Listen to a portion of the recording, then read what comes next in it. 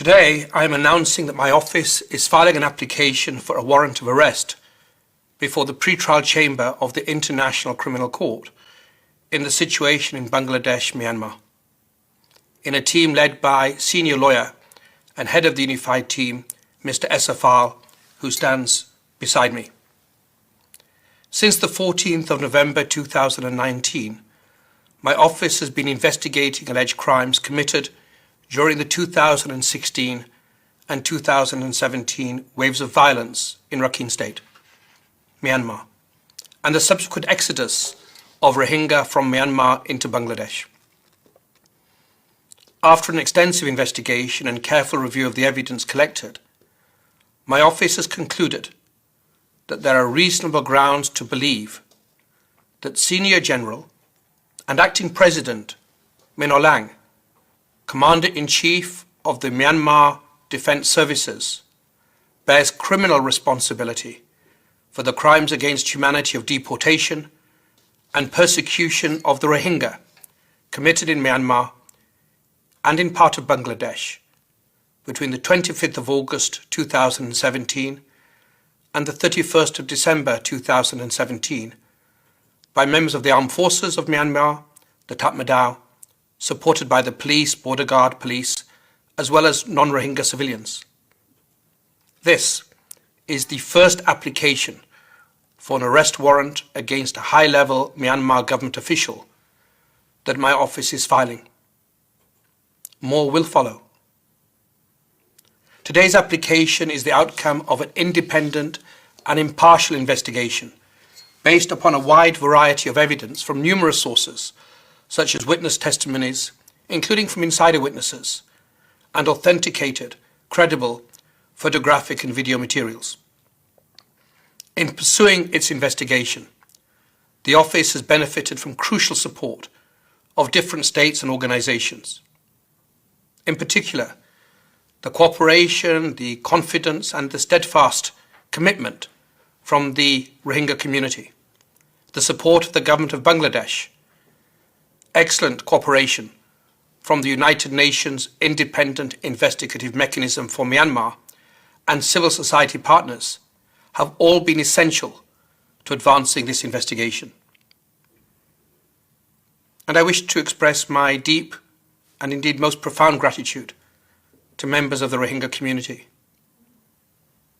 More than 1 million Rohingya have had to flee violence in Myanmar.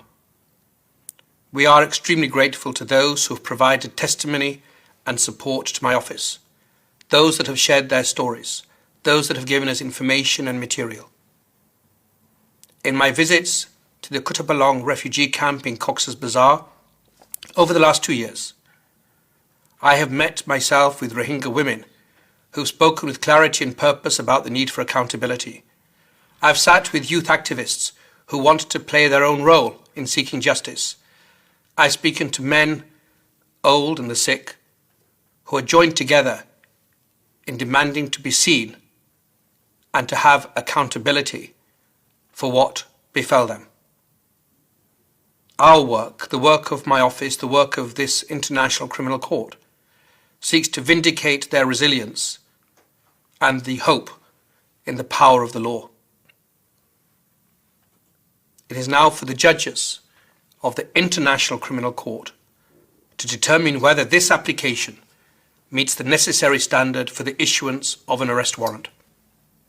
In the event that the independent judges of the ICC issue the requested warrant, I will coordinate closely with the registrar of the court in all efforts to arrest the named individual. I request state parties to the Rome Statute to fully cooperate with the court in enforcing any judicial decision that may be issued.